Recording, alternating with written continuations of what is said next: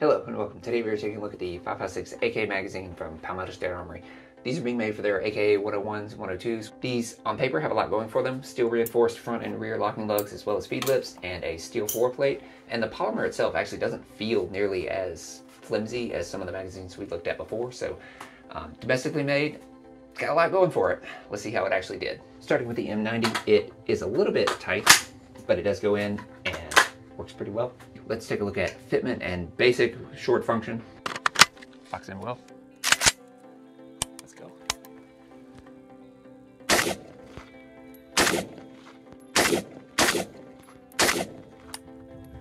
All right, that's promising. Next, taking a look at the Polish Beryl. This magazine should work because both of them are derivatives of a derivative of the AK-74, and the contours of this magazine is surprisingly similar to the Polish mags, like the WBPs. So I suppose design inspiration was taken, but I'm not mad about it.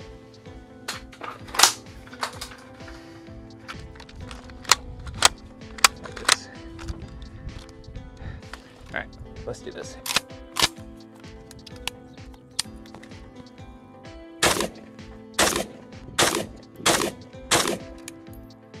Okay, so basic function, yes. So with that baseline established, I'm pretty happy with these mags so far, and I have 4 of them. So let's abuse them a little bit.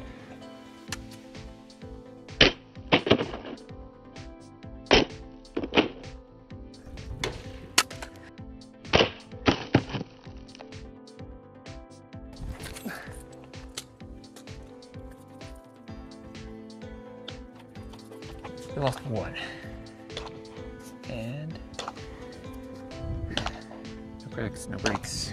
Not bad. All right, I'll take it. Then I figured we'd test the M85, which it actually fits better in it than my M90.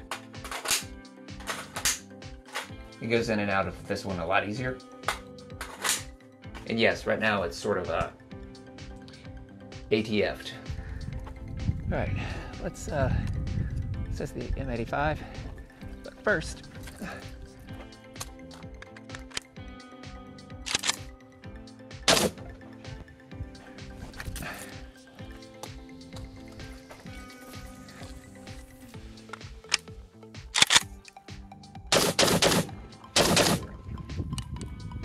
and to be clear, all of that was out of one of the first batch of defective magazines that I had to fix the follower on, but I think it'll work. Yeah. So with basic fitment and function out of the way, I figured let's just have some fun at the range, run some drills, and see how these continue to perform.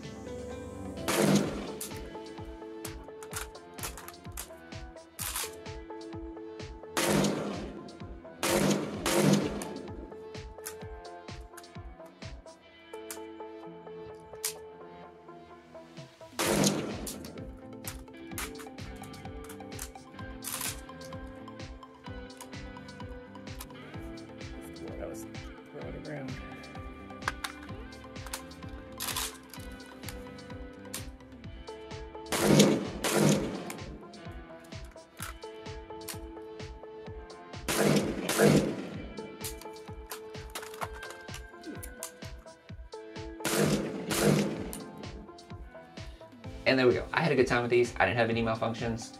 The only time anything, I guess you'd call it weird, happened is when I chucked it down range. I think once or twice a round popped out of the top, but that was it. Otherwise, these actually worked really well for me. So, oh, and to be clear, I bought these. PSA didn't give me anything. I guess they gave me 2 of them, but that was a warranty thing that they did for everybody who bought some of the original ones, because the original ones were defective, so whatever that's worth. But moving forward, I think that these mags will be a welcome addition to the domestically produced 5.56 AK magazine market, because honestly, that market is not great right now. There's Pro Mag, the ones being made for Pioneer. Tapco, I think, is making some. Like, that's kind of it. That's your options. If imported mags were to be cut off tomorrow, this would be the only option I would even really consider viable. It's good that these are being produced here. Still focus on imported stuff, but if you really want domestically made mags, these aren't bad. These actually remind me a lot of the slab-side Bulgarian AK-74 mags. There's only 2 differences between them that I can see. That's that the Bulgarian has a more substantially reinforced front locking lug, and the PSA actually has a more solid feel. Like, it doesn't flex as much as the Bulgarian does. And then I guess the Bulgarian's 15 bucks and these are 25. I guess labor's cheaper in Bulgaria. So whatever.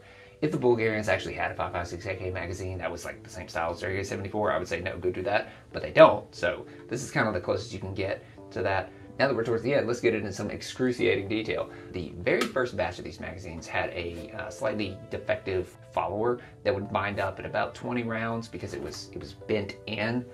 And I think that was just a manufacturing issue with the very first batch. PSA sent out replacement mags for all of those, and these were totally fine from the get-go. If you happen to have one of those first batch ones and you want to fix it, then you can actually take about a 3/4 inch piece of wood and splay open the follower and stick it in some boiling water off of the heat and just let it cool, and that'll soften the polymer and then harden it back, splayed open, so that they'll be good to go, which is what I did with both of mine. And now these are totally fine, and they load to the full 30. So all good for that. These also have the provision cut out for stripper clip loading, which is always kind of a dubious task, but it is there, and so I'm going to mention it. And you can always use one of the Potovich boards.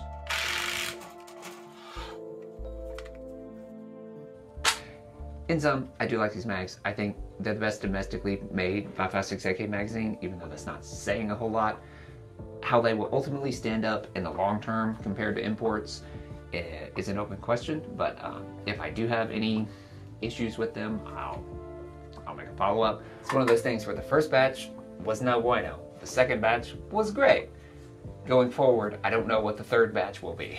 Assuming the issue is fixed going forward, I'm more than happy saying that I'm super glad that these are available, and if you're interested in these, you should pick some up. Otherwise, if your experience differed from mine, or if you were able to try them in a different pattern of 5.56 AK, let me know below. I would love to hear it. Otherwise, thank you for joining, and I will see you next time.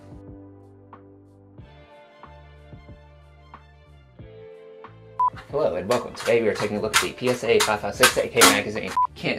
You can't get killed in the streets and be like, well, at least I had that warranty. Like, but they don't, and this is pretty good.